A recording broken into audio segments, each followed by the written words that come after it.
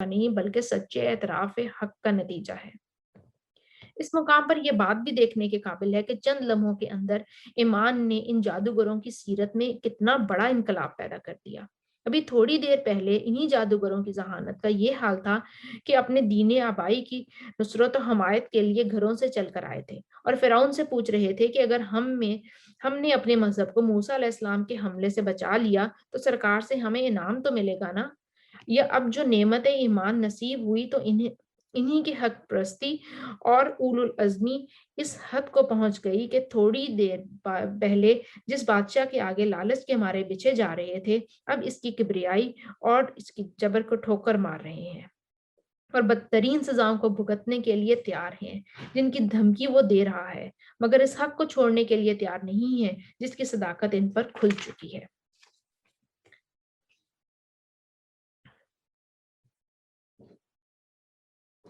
جادوگر صبر سے مقابلہ کرنا چاہ رہے تھے کیونکہ فرعون کی جو دھمکی تھی وہ معمولی دھمکی نہیں تھی۔ اپنے آپ کو اس جگہ رکھ کر اگر ہم سوچیں تو دل ہل جاتا ہے کہ ہاتھ اور پاؤں مخالف سمت سے کٹ جائیں گے، انسان زندہ بھی نہیں رہ سکتا، اس میں اذیت ناک موت ہوتی ہے وہ۔ اب اس میں سیکھنے کی بات یہ ہے کہ بڑے بڑے سے جو بھی ہم پہ آزمائش آ جاتی ہے اسے گھبرا کر انسان کو ہمت نہیں ہارنی چاہیے، اللہ تعالیٰ کی طرف رجوع کرنا چاہیے۔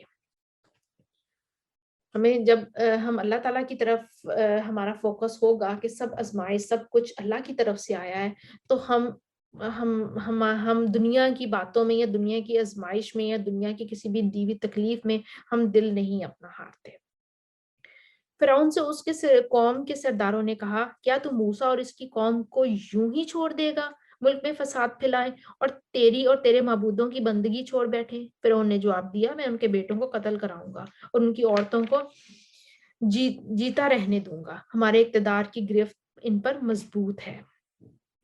واضح رہے کہ یہ دور ستم وہ تھا کہ جب موسیٰ علیہ السلام کی پیدائش سے پہلے جاری ہوا تھا، اور دوسرا دور ستم یہ ہے جب موسیٰ علیہ السلام کی مبعوث ہو گئے تھے، ان کی بعثت کے بعد شروع ہوا، اور دونوں زمانوں میں یہ بات مشترک تھی کہ بنی اسرائیل کے بیٹوں کو قتل کرایا گیا اور ان کی بیٹیوں کو جیتا چھوڑ دیا گیا کہ بتدریج ان کی نسل کا خاتمہ ہو جائے اور یہ قوم دوسری قوموں میں گم ہو کر رہ جائے۔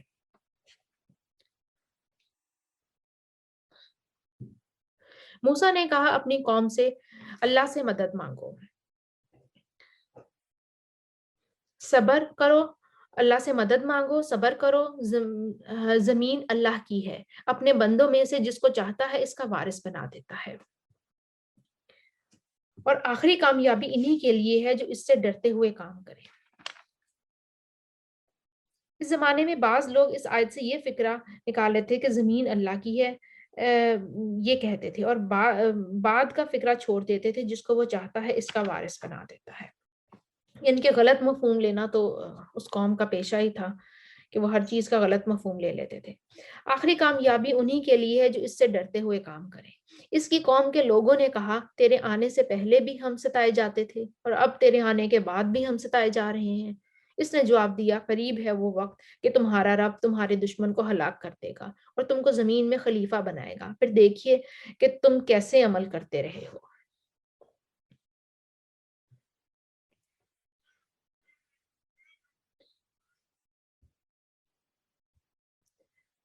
یہاں پہ افراغ کہتے ہیں برتن میں جو کچھ ہے سب کچھ انڈیل دے، یعنی ہمارا دل صبر سے لبریز ہو جائے۔ یہاں پہ صبر مانگنے کے لیے افراغ کا لفظ استعمال ہوا ہے۔ وَتَوَفَّنَا مُسْلِمِينَ، پھر انہوں نے اسلام پر فوت ہونے کی دعا مانگی کیونکہ اب زندگی میں کوئی رغبت نہیں رہی تھی اور انہیں فرعون کی دھمکی کا کوئی پرواہ بھی نہیں رہی تھی۔ ان کا مقصد کیا تھا؟ آخرت میں نجات پائیں، جو کچھ اللہ کے پاس ہے اسے حاصل کرنے میں کامیاب ہو جائیں، اور ان باتوں سے فرعون اور ذلیل ہو گیا اور اس کی دھمکیاں بیکار ہو گئیں۔ پیچھے جو بات ہوئی تھی کہ لمحوں میں دل پلٹ جاتے ہیں، یہ اس کی عملی مثال ہے۔ جادوگروں کے دل لمحے میں پلٹ گئے۔ جب دیکھا کہ عصا ان کا سارا جادو نکل گیا ہے تو ضد میں نہیں آئے کہ وہ ہار گئے، کہ حق کو دیکھتے ہی فوراً قبول کر لیا اور دل پلٹ گئے، ایمان کی طرف آ گئے۔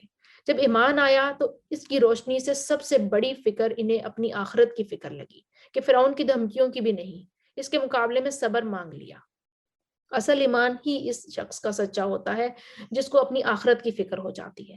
میرے کاموں کا انجام وہاں کیا ہوگا، آخر بنے گا کیا، جو ہمیشہ کی زندگی ہے۔ کوئی مشکل چھوٹی ہو یا بڑی، سب سے پہلے ہمارے دل میں اللہ تعالیٰ کا ہی خیال آنا چاہیے، اس سے دعا کرنی چاہیے، مشکل کا مقابلہ کرتے ہوئے اللہ تعالیٰ سے مدد مانگنی چاہیے۔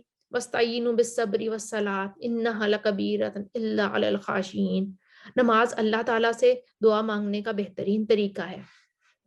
وَاسْتَعِینُوا بِالصَّبْرِ وَالصَّلَاةِ، صبر اور نماز سے مدد مانگو۔ بہت جگہ قرآن میں یہ آیا ہے، صبر اور نماز سے مدد مانگو۔ اللہ تعالیٰ سے صبر مانگنا چاہیے۔ اللہ تعالیٰ نماز، جب بھی کوئی مشکل آئے، جب بھی کوئی آپ کو اپنی دل کی کیفیت بے چین ہوتی نظر آئے، آپ فوراً سے نماز شروع کر دیں۔ آپ واضح فرق دیکھیں گے نماز سے پڑھنے سے پہلے اور نماز پڑھنے کے بعد، جو آپ کی کیفیت ہوگی اس میں آپ کو واضح فرق محسوس ہو جائے گا۔ حالات تو نہیں بدل سکتے، نماز پڑھنے سے یہ نہیں ہوگا کہ سچویشن یکدم سے پلٹ جائے گی اور جو آپ کی ڈیزائرڈ سچویشن آپ کو مل جائے گی۔ نماز پڑھنے سے یہ ہوگا کہ سکینت طاری ہو جائے گی، آپ کے دل کو سکون مل جائے گا، وہ بے قراری اور بے چینی کی کیفیت ختم ہونی شروع ہو جائے گی۔ ہم نے فرعون کے لوگوں کو کئی سال تک قحط اور پیداوار کی کمی میں مبتلا رکھا کہ شاید ان کو ہوش آ جائے، مگر ان کا حال یہ تھا کہ جب اچھا زمانہ آتا تو کہتے ہم اسی کے مستحق ہیں، اور جب برا زمانہ آتا تو موسیٰ علیہ السلام اور اس کے ساتھیوں کو اپنے لیے فعال بد ٹھہراتے۔ حالانکہ در حقیقت ان کی فعال بد تو اللہ کے پاس تھی، مگر ان میں سے اکثر بے علم تھے۔ انہوں نے موسیٰ سے کہا تو ہمیں مسحور کرنے کے لیے خواہ کوئی نشانی لے آئے، ہم تو تیری بات ماننے والے نہیں ہیں۔ آخر کار ہم نے ان پر طوفان بھیجا، ٹڈی دل چھوڑے، سرسریاں پھیلائیں، مینڈک نکالے اور خون برسایا۔ استغفر اللہ۔ یہ سب نشانیاں الگ الگ کر کے دکھائیں، مگر وہ سرکشی کیے چلے گئے اور وہ بڑے ہی مجرم لوگ تھے۔ جب کبھی ان پر بلا نازل ہو جاتی تو کہتے اے موسیٰ، تجھے اپنے رب کی طرف سے جو منصب حاصل ہے اس کی بنا پر ہمارے حق میں دعا کر۔ اگر اب کہ تو ہم پر سے یہ بلا ٹال دے گا تو ہم تیری ہر بات مان لیں گے اور بنی اسرائیل کو تیرے ساتھ بھیج دیں گے۔ مگر جب ہم ان پر سے اسے اپنا عذاب ٹال دیتے ایک وقت مقرر تک کے لیے جس کو وہ بہرحال پہنچنے والے تھے، ہٹا لیتے تو وہ یکلخت اپنے عہد سے پھر جاتے۔ تب ہم نے ان سے انتقام لیا اور انہیں سمندر میں غرق کر دیا، کیونکہ انہوں نے ہماری نشانیوں کو جھٹلایا تھا اور ان سے بے پرواہ ہو گئے تھے۔ اور ان کی جگہ ہم نے ان لوگوں کو جو کمزور بنا رکھے گئے تھے اس سرزمین کے مشرق و مغرب کا وارث بنا دیا، جسے ہم نے برکتوں سے مالا مال کر دیا تھا۔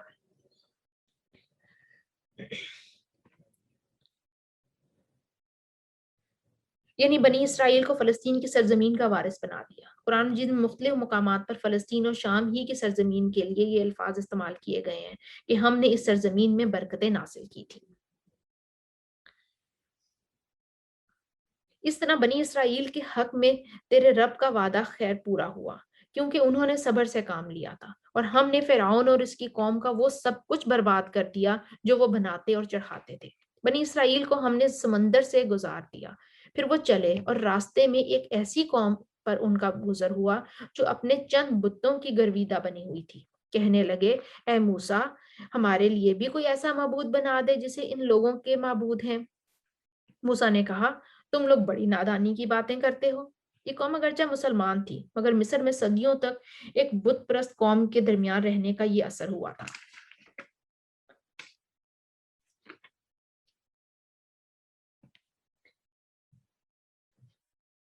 یہ لوگ جس طریقے کی پیروی کر رہے تھے وہ تو برباد ہونے والا ہے، اور جو عمل وہ کر رہے تھے وہ سراسر باطل ہے۔ پھر موسیٰ علیہ السلام نے کہا کیا میں اللہ کے سوا کوئی اور معبود تمہارے لیے تلاش کروں، حالانکہ وہ اللہ ہی ہے جس نے تمہیں دنیا بھر کی قوموں پر فضیلت بخشی ہے۔ اور اللہ فرماتا ہے وہ وقت یاد کرو جب ہم نے فرعون والوں سے تمہیں نجات دی، جس کا حال یہ تھا کہ تمہیں سخت عذاب میں مبتلا رکھتے تھے، تمہارے بیٹوں کو قتل کرتے اور تمہاری عورتوں کو زندہ رہنے دیتے تھے، اور اس میں تمہارے رب کی طرف سے تمہاری بڑی آزمائش تھی۔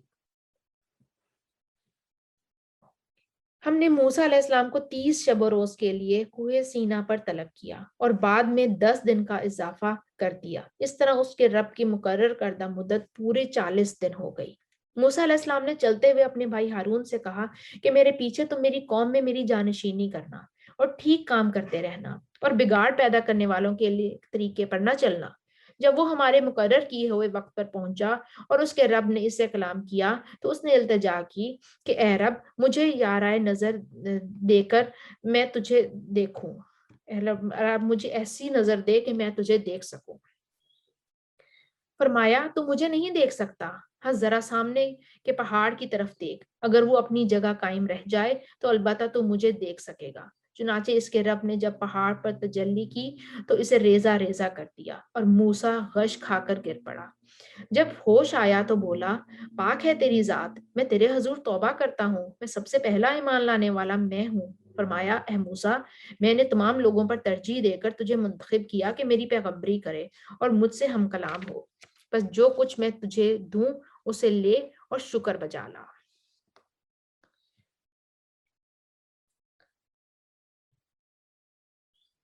ویسے اللہ کا بڑا کرم ہے، ایسے لوگوں کو برداشت کرنا ہمارے پاس طاقت ہو کہ ہم ایک لمحے میں ایسے لوگوں کو نیست و نابود کر دیں۔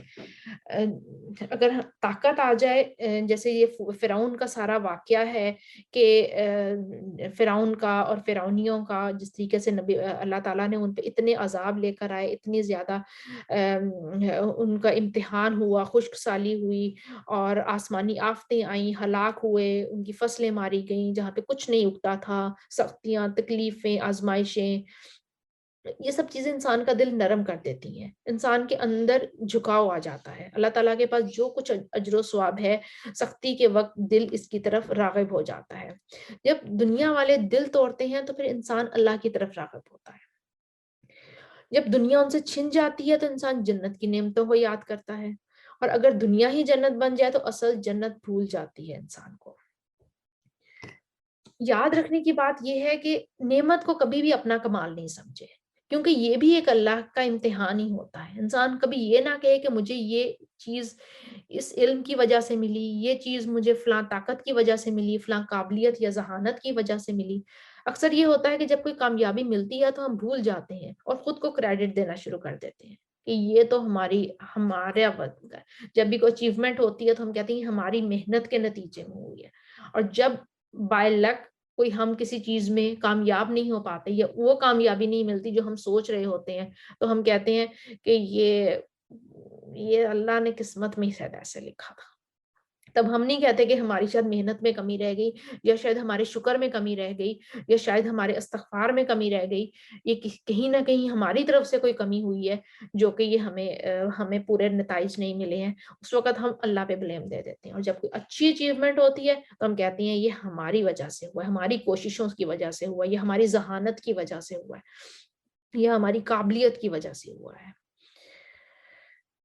ایک پروجیکٹ جو سانجا ہوتا ہے اس میں کامیابی ملے تو کوئی کہتا ہے کہ یہ میں نے کیا تھا، دوسرا کہتا ہے نہیں یہ فلاں میں نے کیا تھا، یہ فلاں چیز مجھے اس وقت سوچ گئی تھی اس لیے ایسے ہوا تھا۔ وہ ہر شخص چاہتا ہے کہ اس کو اپنا کمال بتائے، کہ ہمارے منہ سے کیا لفظ نکلتے ہیں، اس وقت کیا نکلنے چاہیے، ھذا من فضل ربی، یہ میرے رب کا انعام ہے، یہ میرے رب کا کرم ہے، جو بھی کچھ ہوا الحمدللہ ھذا من فضل ربی۔ اللہ نے توفیق دی، اس نے راستہ سمجھا دیا، رہنمائی دکھا دی، اس سے بندہ اللہ کا شکر گزار ہو جاتا ہے، جس سے وہ نعمت بھی باقی رہتی ہے اور آئندہ بھی نعمتوں میں اضافہ ہوتا چلا جاتا ہے۔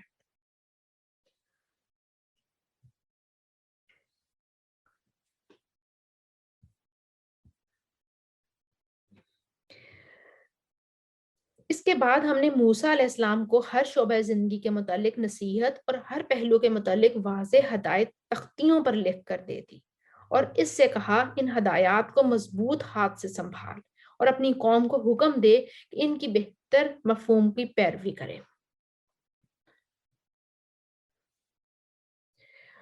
اللہ تعالیٰ موسیٰ کو ہر چیز سے آئسولیٹ کر کے پہاڑ پر لے گئے تھے کہ انہیں تورات دینا تھی۔ علم حاصل کرنے کے بعد یکسوئی بڑی ضروری ہے۔ اب موسیٰ علیہ السلام جو پیچھے اپنے بھائی کو جانشین بنا گئے تھے، اور وہاں پہ جب انہیں یہ تختیوں پر لکھ کے کتاب دی گئی اور انہیں قوم کی طرف واپس بھیجا گیا، تو کہا گیا عنقریب میں تمہیں فاسقوں کے گھر دکھاؤں گا، میں اپنی نشانیوں سے ان لوگوں کی نگاہیں بھی پھیر دوں گا جو بغیر کسی حق کے زمین میں بڑے بنتے ہیں۔